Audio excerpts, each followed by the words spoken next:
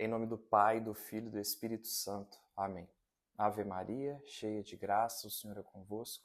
Bendita sois vós entre as mulheres, e bendito é o fruto do vosso ventre, Jesus. Santa Maria, Mãe de Deus, rogai por nós, pecadores, agora e na hora de nossa morte. Amém. Nossa Senhora, Mãe do infinito amor, rogai por nós. São Tomás de Aquino, rogai por nós. Em nome do Pai, do Filho e do Espírito Santo. Amém. Oi, pessoal, sejam bem-vindos ao nosso canal. É um prazer imenso a gente dar continuidade aí à nossa conversa, aos nossos vídeos, nesse dia que a gente se propõe a falar sobre os milagres eucarísticos. Peço que vocês comentem, curtam, por favor, aí o nosso vídeo. Aí tem embaixo compartilhar, você pode copiar o link e mandar para os seus amigos. Eu tenho no meu WhatsApp uma lista de transmissão, né? Posso mandar para vocês também. E me adicionem também no Instagram, né? ViniciusD90, Vinícius Dias é o nome, que lá eu sempre estou postando, né? Sempre posto os conteúdos que a gente semanalmente tenta enviar para vocês. Obrigado mais uma vez por estarem aqui, pelo retorno que eu sempre recebo, tantas pessoas mandando sempre, às vezes na rua, na internet, né? Sempre mandando esse retorno, para nós é muito bom, eu agradeço muito. E a gente tem a arte também do nosso canal, que eu sempre posto ali no meu feed. Se você puder compartilhar também nos seus stories, para a gente ajuda bastante. Pois bem, a gente vai falar sobre um bem muito grande para nós, que é a Eucaristia. A gente vai falar um pouco sobre a Eucaristia em si, a transubstanciação, passando então para os milagres eucarísticos. É impossível falar de todos os milagres eucarísticos. Vou falar apenas de 3 aqui mais importantes, claro, reconhecidos pela Igreja, para a gente ter uma ideia, conversar um pouco, aprender um pouco sobre esse conteúdo. Mas são muitos, né? Até em Buenos Aires, aqui perto de nós temos, né, um milagre eucarístico que aconteceu, mas não dá para a gente falar de todos. Pois bem, falando então sobre Eucaristia, a Eucaristia é um dos maiores bens, né? Maiores bens, na verdade, um dos maiores mistérios da nossa fé.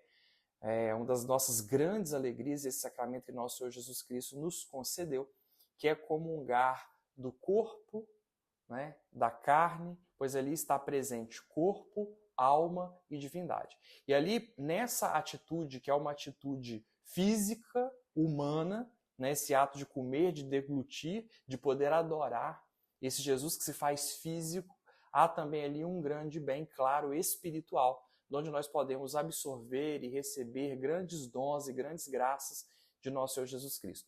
Quem tem uma vida de Eucaristia, tem uma vida que vive, né, de acordo com aquilo que nos ensina a Igreja, que busca viver adequadamente a confissão, porque muita gente vive isso dissociado também, né, e comunga, mas não se confessa, ou ou não busca se converter, ou vive em pecado mortal e comungando. Infelizmente, isso acontece. Mas quem vive adequadamente isso, né, a Eucaristia, buscando a confissão, buscando a luta por ser uma pessoa melhor, vivendo a Eucaristia aí, não só nos domingos, né, os domingos é o nosso preceito, mas buscando viver realmente a Eucaristia, comungar tantas vezes quanto possível, né, por esse amor mesmo ao nosso Senhor Jesus Cristo, você vê um processo de santificação fabuloso e fantástico. Como isso transforma, como o corpo e o sangue de Jesus é especial, é diferente. Não há que se dizer. Né? A pessoa que leva a sério o sacramento, que vive realmente ali aquele sacramento, aquilo te provoca uma transformação, uma grande força ali, né? Quantas vezes você pode conversar com essas pessoas e perceber, né? Às vezes a pessoa chega mal, chega triste, chateada, faz aquela experiência de viver bem aquela Eucaristia e sai dali totalmente transformada, sai dali melhor, sai dali em paz, e ali ao longo do dia mesmo vai percebendo essa grande ação de Deus na vida das pessoas. Então, assim, é fabuloso, é fantástico. Dessa Eucaristia nós vamos tirando, que é nosso Senhor Jesus Cristo, nós temos a oportunidade de receber os bens necessários à nossa conversão, à nossa santificação a cada dia. Pois bem, mas é um dos maiores mistérios da nossa fé. A Eucaristia é um sacramento em que o padre pega o corpo e o sangue de Cristo, ali naquele rito sacrificial, lembrando, né, recordando aquilo que nosso Senhor Jesus Cristo fez por cada um de nós. Jesus vai ali mais uma vez morrer, digamos assim, mas não que Jesus sofra de nenhum modo, mas é com o mesmo amor que ele se entrega a cada Eucaristia, a cada um de nós, por puro amor. Né? E ali o corpo e o sangue, na verdade, vão virar o pão e o vinho vão virar, na verdade, o corpo e o sangue de nosso Senhor Jesus Cristo. E aí você vai dizer assim, Vinícius, mas eu só comungo a hóstia e não recebo o sangue. Não, tanto a hóstia, né, o que é o corpo, quanto o vinho, que é, na verdade, o sangue. Ambos têm o corpo e o sangue de Cristo. Então, se você bebesse só do cálice, você estaria comungando o corpo e o sangue de Cristo. Se você recebe só a hóstia, há ali o corpo e o sangue de nosso Senhor Jesus Cristo. Geralmente a gente recebe apenas o corpo de Cristo, no sentido da hóstia, mas ali há o corpo e o sangue de nosso Senhor Jesus Cristo. E é interessante, né, uma das experiências mais curiosas que eu tive, eu já contei isso aqui, mas em um encontro de conversão, em que havia uma pessoa que não conhecia, não sabia direito o que era a Eucaristia. E aí, mas aquela pessoa estava naquele encontro e ela dizia, né, olha, quando vocês pregam é muito bom, mas quando passa aquela pelota branca, aquilo é diferente demais, é especial demais. A pelota branca, se você não entendeu, na verdade era o ostensório com o corpo de nosso Senhor Jesus Cristo ali na Eucaristia. Então, a pessoa não teve uma catequese, a pessoa não sabia, na verdade, nem do que se tratava ali, uma pessoa, né, por assim dizer, ignorante nesse sentido, mas ela sentia ali uma presença especial que tocava o coração dela. Isso mostra para nós de maneira muito clara sobre a presença real de Jesus na Eucaristia. Jesus está ali. Isso para nós é um bem muito grande. Nós sabemos que o conhecimento, ele se dá por experiência.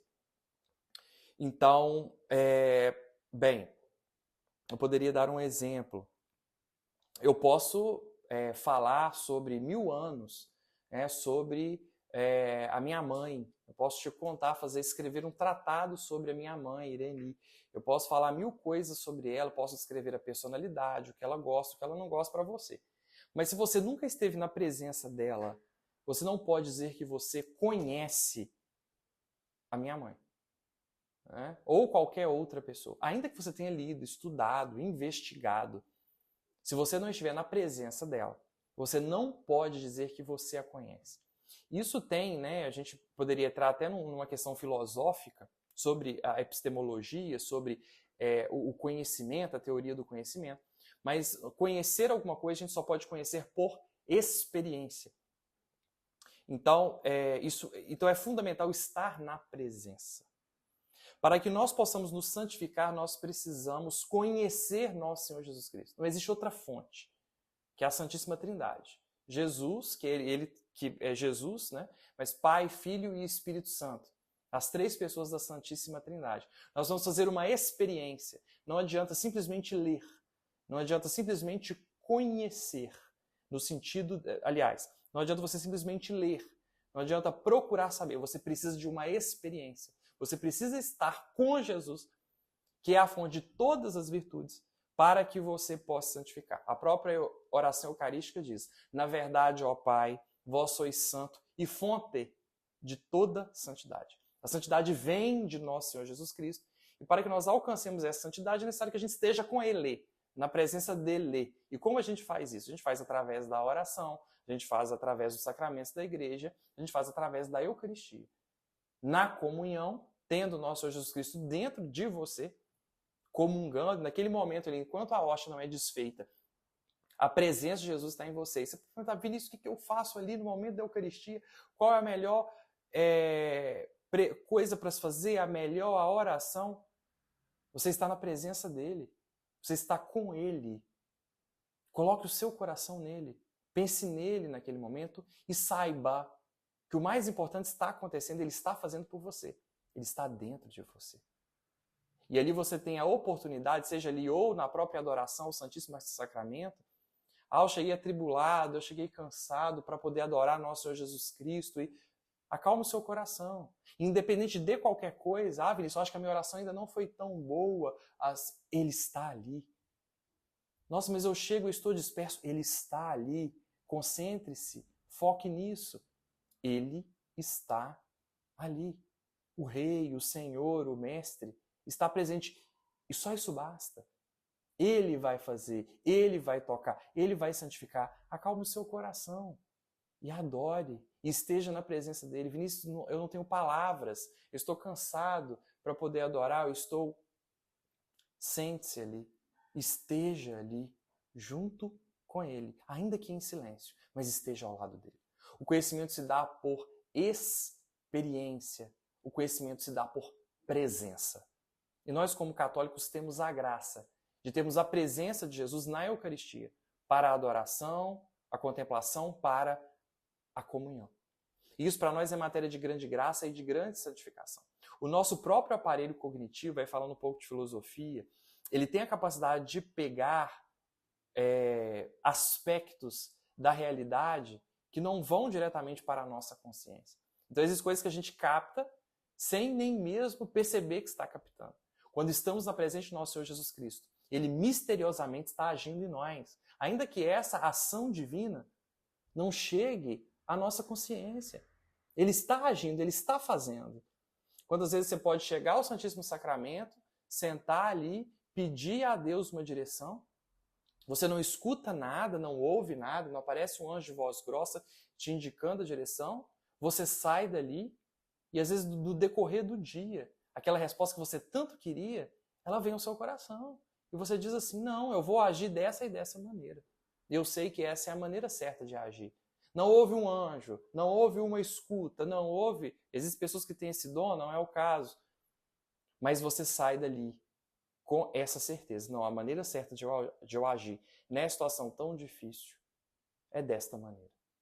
E Deus falou com você misteriosamente e você não percebeu. Porque ali está nosso Senhor Jesus Cristo. Acalme o seu coração. Adore. Durante a Santa Missa, acalme o seu coração. Pense só em Jesus. Concentre-se. Vinícius, eu fiquei disperso. Tudo bem. A nossa imaginação, muitas vezes, ela vai longe mesmo. Mas tão logo a sua imaginação foi, faça ela voltar. E acalme o seu coração. E pense em nosso Senhor Jesus Cristo. E adore nosso Senhor Jesus Cristo. E fique em silêncio no seu coração, na certeza de que Ele está dentro de você, Ele está dentro de mim. E vá vivendo essa paz, essa tranquilidade. Para poder rezar. Né? O Padre Davi que fala, se você quer, quem quer ter vida de oração, para ter vida de oração é necessário ter paz. E é verdade, tenha paz, tenha tranquilidade para ver a sua oração. Às vezes tem pessoas aflitas, muito devotas, né? Às vezes eu estou disperso na missa. Tudo bem, a sua imaginação foi, faz ela voltar. Acalma o seu coração e se concentre para rezar. Porque ali está nosso Senhor Jesus Cristo, Ele está ali. Dê a sua atenção, tal qual a sua possibilidade, a sua realidade naquele momento. Dê a sua atenção a Ele. E o adore, vá tentando trabalhar dia após dia para melhor adorá-lo e comungá-lo, saindo de casa. Senhor, vai preparando o meu coração. Eu fui dormir ontem, sabendo que cedo eu iria à missa, eu já rezava, Senhor, vai preparando o meu coração para a Eucaristia de amanhã. E Ele vai preparando. Então vamos buscar viver com toda seriedade aquilo que esse sacramento nos oferece, porque aqui há uma matriz de graças, de transformações, de curas, de libertações maravilhosas, que é a Eucaristia. Pois bem, mas é um mistério. Né? É um mistério, é um milagre, fontes de ao longo da história da igreja, brigas, discussões, enfim, heresias que se levantaram. Mas, pois bem, né, a Eucaristia, como nós sabemos, ela é fundada por nosso Senhor Jesus Cristo, que na última ceia, né, parte o pão, o vinho, e ali ele transforma, né, aquele pão, aquele vinho, na verdade, no seu corpo e no seu sangue, como ele muito bem deixa claro nas suas escrituras, não deixando de nenhum modo dúvidas para nós acharmos que aquilo ali é simplesmente uma representação do corpo e do sangue de nosso Jesus Cristo. Não se trata disso. E aí, nós temos então aí que o sacerdote, né, só o sacerdote, o diácono, ele não tem isso, ele não pode fazer isso, né, transformar o pão e o vinho em corpo e sangue de nosso Senhor Jesus Cristo, mas acontece ali um grande milagre, uma grande graça. Bem, a palavra que você provavelmente já ouviu, que é extremamente importante, é transubstanciação. O pão e o vinho se transformam no corpo e no sangue de nosso Senhor Jesus Cristo. Primeiro que para a gente entender do que se trata, a gente precisa entender, na verdade, o que é substância e o que é acidente. A gente precisa apelar, no caso, para a filosofia. Apelar não, né? Isso já está muito bem incorporado, né? A teologia, mas essa conversa ela começa, na verdade, São Tomás de Aquino nos dá, né, muita compreensão acerca disso, tendo recebido ele de Aristóteles. Aristóteles era um filósofo grego, né, muito antes de nosso Senhor Jesus Cristo, nem conheceu o cristianismo, mas que era um homem que buscava efetivamente a verdade e a defender. E fornece, então, esses atributos do ponto de vista filosófico, ajudando São Tomás de Aquino a compreender, a formular, então, toda essa teologia referente ao corpo e o sangue de nosso Senhor Jesus Cristo, que hoje muito nos ajuda. Não que São Tomás de Aquino tenha sido o primeiro a dizer sobre esse assunto, mas ele falou muito bem sobre isso. Pois bem, entender o que é substância, entender o que é acidente. Isso é fundamental para a gente entender o corpo e o sangue de nosso Senhor Jesus Cristo a partir do pão e do vinho.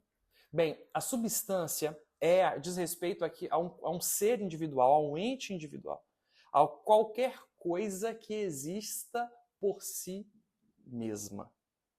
Eu estou aqui à frente comigo, isso é um celular.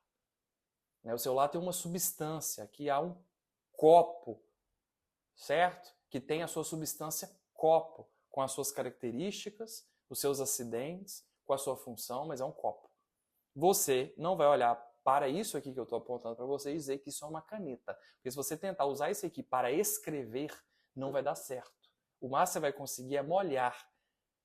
Mas você não consegue beber água com uma caneta. Certo? É o que uma coisa é em si mesma. Um homem tem a substância de homem. Um homem é uma substância. Ele tem, né, a sua substância. É aquilo que uma substância, ela existe em si. Por outro lado, existe o acidente, que são as características, digamos assim, né, daquela determinada substância. Então, para que haja acidente, é necessário que haja substância. Eu posso dizer para vocês que esse copo, por exemplo, ele é transparente. Eu posso dizer que esse copo ele tem a função de carregar água. Eu posso dizer que ele é quebrável. Eu posso dizer que ele tem, sei lá, 20 centímetros de tamanho. Eu posso dizer que ele é circular. Eu posso dizer que ele tem o formato de um cilindro. Tudo isso que eu disse sobre este copo, isso na verdade é o quê? É um acidente. São essas características deste copo. São acidentes deste copo. Mas ele em si mesmo é o quê? Um copo. Certo? Nós temos, então, dois tipos de acidente, que é aquele acidente genérico, que é o acidente não próprio. Né? E o acidente próprio, também conhecido como propriedade. Por exemplo, o acidente que não é próprio, uma camisa pode ser verde, mas eu posso pegar essa camisa, pintar e essa camisa ficar, por exemplo, amarela ou azul. Isso é um acidente genérico. Agora, existe um acidente que é um acidente próprio. Por exemplo, latir é um acidente de um cachorro. É um acidente próprio de um cachorro. Você não vai ver uma vaca latindo. Se você vir, né, você vai precisar procurar um médico, precisar de ajuda. Um homem, é próprio do homem falar, mas não é próprio do homem relinchar. É um acidente próprio do homem a fala. Mas o homem é o quê? O homem é em si mesmo homem. Até um que gera bastante dúvida, né? Por exemplo, o sexo, né, masculino e feminino, na verdade, é um acidente. A substância é humana. Humana. Então não existe uma substância masculina e uma substância feminina. O masculino e o feminino também são acidentes. Porque o que a pessoa é? Ela é um ser humano. Então existem esses dois tipos de acidente. Pois bem, quando nós temos, então, Aí como a gente percebe isso? Bem, nós percebemos os acidentes pelos nossos sentidos. Então, quando você olha, analisa o copo, você vê o copo, você toca no copo, enfim, certo? Através dos seus sentidos, você consegue perceber quais são os acidentes. A existência da substância a gente consegue inferir facilmente a partir da nossa experiência dos entes individuais. Então, este copo, este homem, este cavalo, este sofá, a partir disso a gente consegue inferir o que seja, então, uma substância. Então, repetindo, nós conseguimos saber o que é o acidente pelos nossos sentidos, né? Pela nossa experiência de estar com aquele copo, aquele sofá, aquele objeto. E por inferência nós sabemos, então, o que é uma substância.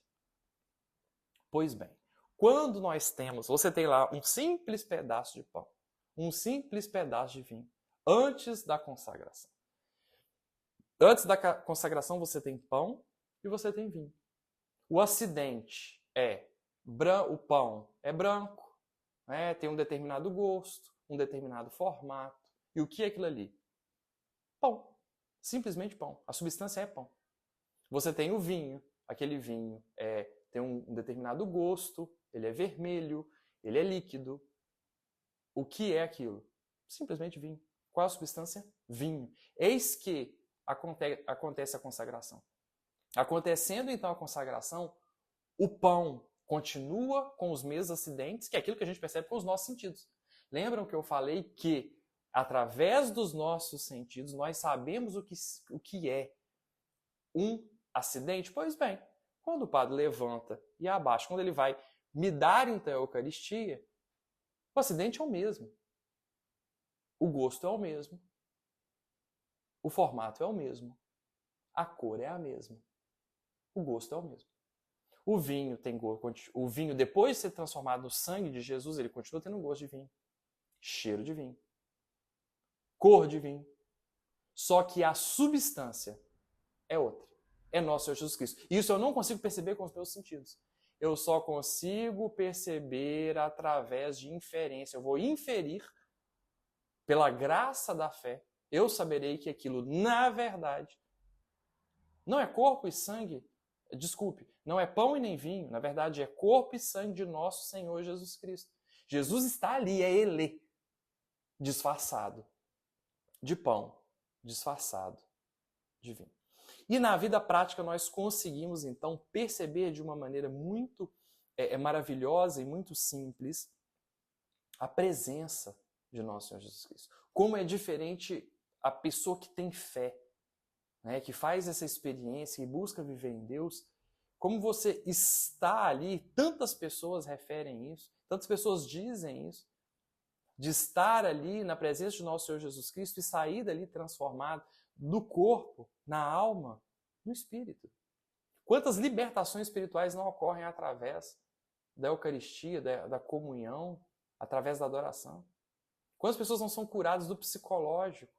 Quantas pessoas não são curadas no corpo? Tantos e tantos e tantos e tantos e tantos e tantos relatos de pessoas que foram a uma adoração, comungaram e a partir disso melhoraram. Essa experiência das pessoas ela é extremamente importante para que a gente possa conhecer e saber que é nosso Senhor Jesus Cristo que está ali. Certo? E então, né? Compreendendo bem disso, no Concílio de Nicéia a gente tem que o Filho ele é consubstancial ao Pai, ou seja, ele é da mesma substância. Houve uma heresia, né? Na época dizia que o Filho era de substância parecida, que foram os arianos, mas na verdade o Filho é da mesma substância do Pai. Então, Pai, Filho e Espírito Santo, com a mesma substância. O Concílio de Trento, né? Eu vou ler para vocês a parte que é bastante interessante. Ele diz da seguinte maneira, que no momento da consagração, em virtude das palavras de nosso Senhor Jesus Cristo proferidas por seu ministro, a substância inteira do pão é transformada na substância inteira do corpo de Cristo. E a substância inteira do vinho é transformada na substância inteira do sangue de Cristo. Pão e vinho, enquanto tais, deixam de existir. Olha isso. deixam de existir. E a plena realidade de Cristo se torna presente sob suas aparências, cuja permanência nos dá a possibilidade de consumir os dons divinos. Ou seja, a gente vai absorvendo as virtudes de nosso Senhor Jesus Cristo. Pois bem, nosso Senhor Jesus Cristo já nos ensinou, já instituiu o sacerdócio. Nosso Senhor Jesus Cristo no lava-pés institui o sacerdócio, nosso Senhor Jesus Cristo na última ceia institui a Eucaristia e fechou, né? Com o tempo. E aquilo foi sendo repetido ao longo do tempo, né? Passado, ensinado.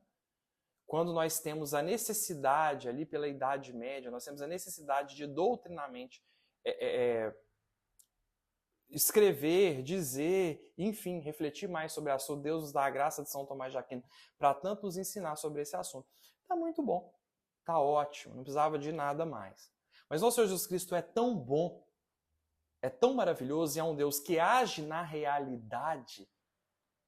E a gente precisa ter fé e acreditar, mas é um Deus que nos chama ao vinde e vede. Isso é fundamental para a nossa fé, porque não é simplesmente acreditar de maneira cega, infantil, não. Nós temos a graça também de buscar através do conhecimento aquilo que Ele mesmo nos ensinou e nos deixou e como Ele quer que seja feito. Então Ele nos dá também graça de confirmações através dos seus milagres eucarísticos. É bondade excessiva de Deus, não precisava, porque já estava dito, já foi ensinado. É assim, pronto, acabou. Mas Ele nos dá essas graças, confirmando a sua ação mística, a sua ação sobrenatural, através do corpo e do sangue de nosso Senhor Jesus Cristo. E através desses tantos milagres, muitas pessoas se convertem, muitas pessoas fazem a experiência de Deus e conseguem aí mostrar para a gente, não que haja necessidade, mas vai mostrando e provando para a gente a realidade daquilo que ensina a nossa fé. É aquilo, né? Quando os discípulos de João chegam para Jesus e perguntam, João mandou a gente vir aqui perguntar para você se era você, se você é o Messias ou há de vir outro. E ele diz o seguinte, o que ele fala então para os discípulos de João? Para contar para ele o que vocês viram e que vocês ouviram, ou seja, o que vocês experimentaram. É um Deus que age então na realidade, que nos mostra e fala, vinde ver. Olha aqui o que eu estou fazendo, olha os milagres que eu estou operando, os surdos estão ouvindo, os cegos estão enxergando, eu estou agindo, eu estou fazendo, olha isso. Faça então a sua experiência. Isso é o que é mais maravilhoso no cristianismo. E o que me faz ser cristão, como eu costumo dizer, eu sou católico, não poderia ser outra coisa. Porque não pede de nós que a gente simplesmente acredite e ponto, mas vai nos dando graça sem medidas, confirmando a nossa fé. Do ponto de vista daquilo que eu falei, da experiência. Nós vamos experimentando as graças, os milagres, a intervenção de Deus. A nossa fé não depende disso, mas isso é um grande auxílio para nós. E aí nós temos, né, os milagres eucarísticos, a perder de vista quantos são. Vários. Um dos mais famosos se deu na Itália, né, o milagre de Lanciano, você já deve ter ouvido falar, em que você tinha um monge, né, havia um monge da ordem de São Basílio, foi então celebrar então a missa, foi consagrada, realizou então a consagração. A hóstia então se tornou em carne e o vinho se tornou então sangue dentro do cálice. E aí aquilo que era a substância já era corpo e sangue de nosso Senhor Jesus Cristo, mas o acidente se transformou, né, em corpo e sangue de nosso Senhor Jesus Cristo. Fizeram o estudo então do corpo, né, de Cristo, né, fizeram o estudo então da carne que ali estava e perceberam que na verdade era músculo estriado cardíaco, né, era músculo do coração que havia ali.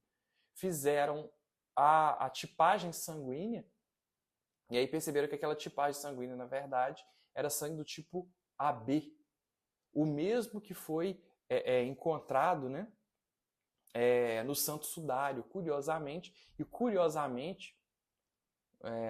o sangue AB ele é muito comum entre os judeus, né? Nosso Senhor Jesus Cristo era, né, digamos assim, judeu, e curiosamente o sangue AB, né, era muito frequente, como eu disse, entre os judeus. A carne e o sangue se apresentaram, então, com uma estrutura, com uma base intacta e sem sinais de alterações substanciais. Então Então esse foi o milagre de Lanciano, como eu falei, bastante antigo, no ano 700 na Itália. É curioso porque muitos desses milagres aconteceram, na verdade, na Itália. Um outro milagre muito importante é aquele que deu, então, ali o início, né, digamos assim, daquilo que nós celebramos em Corpus Christi, né, esse feriado que nós temos, em que há celebração da Santa Missa, muitas vezes a adoração, a exposição do Santíssimo Sacramento. Aqui em Itaperuna, por exemplo, ao longo há uma procissão de uma igreja bem distante da outra, passando com Jesus na cidade. Uma festa muito, muito bonita, que aconteceu aí em Orvieto, em Bolsena, na Itália.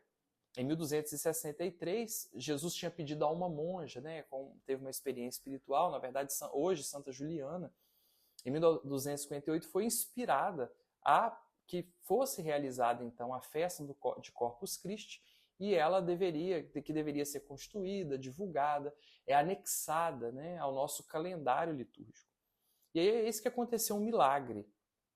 O padre, então, Pedro de Praga, né, da Boêmia, foi celebrar a missa em Bolsena e foi surpreendido por um milagre. Durante a consagração, a hóstia consagrada, começaram a pingar, cair gotas de sangue sobre o corporal.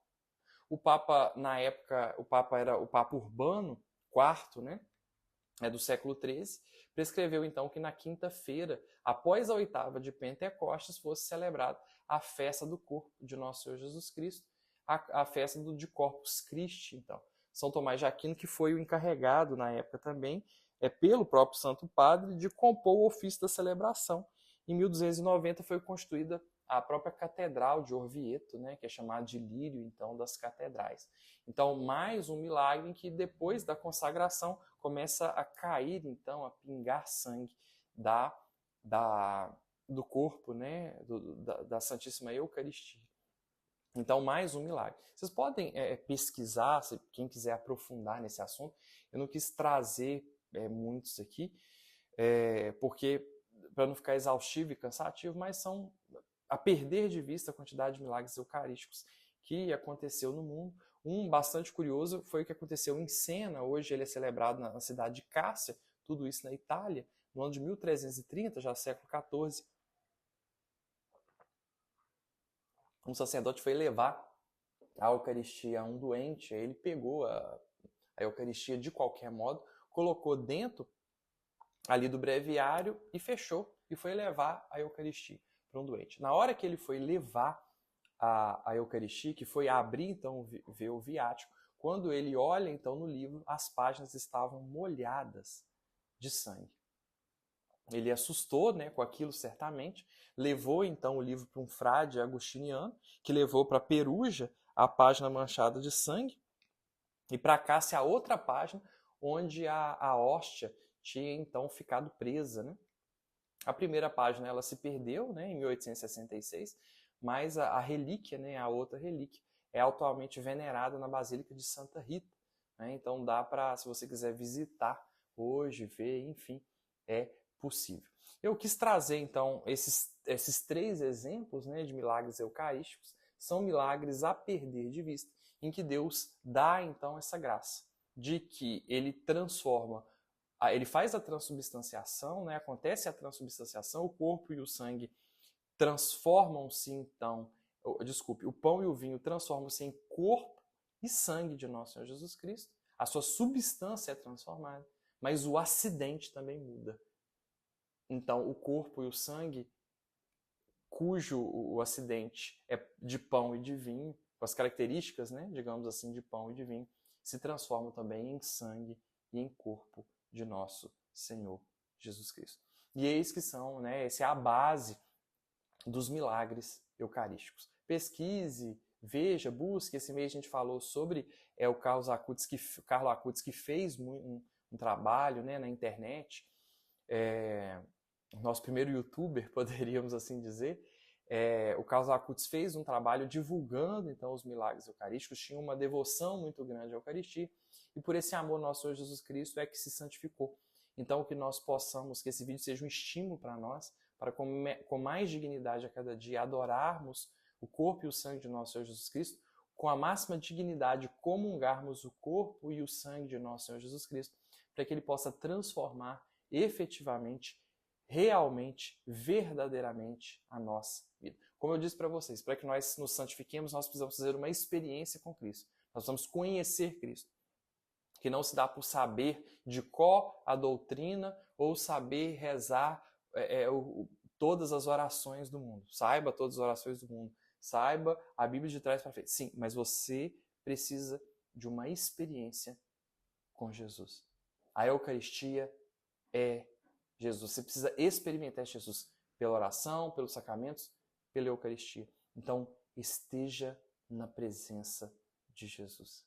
Adore a Jesus no Santíssimo Sacramento do altar. Comungue quantas vezes for possível. Tenha este amor, este respeito, essa devoção, essa adoração à Santíssima Eucaristia. Porque assim nós conseguiremos também absorver todas as virtudes necessárias ao nosso processo de santificação. Comungar é maravilhoso. É maravilhoso. Transforma a algo real, verdadeiro, isso é inquestionável. É verdadeiramente transformador. Que nosso Senhor Jesus Cristo possa, então, nos santificar a cada Eucaristia, que nós possamos, dia a dia, buscar viver melhor, de maneira mais aprimorada, essa graça tão grande que Jesus deixou a cada um de nós. Glória ao Pai, ao Filho e ao Espírito Santo, como era no princípio, agora e sempre. Amém. Em nome do Pai, do Filho e do Espírito Santo. Amém.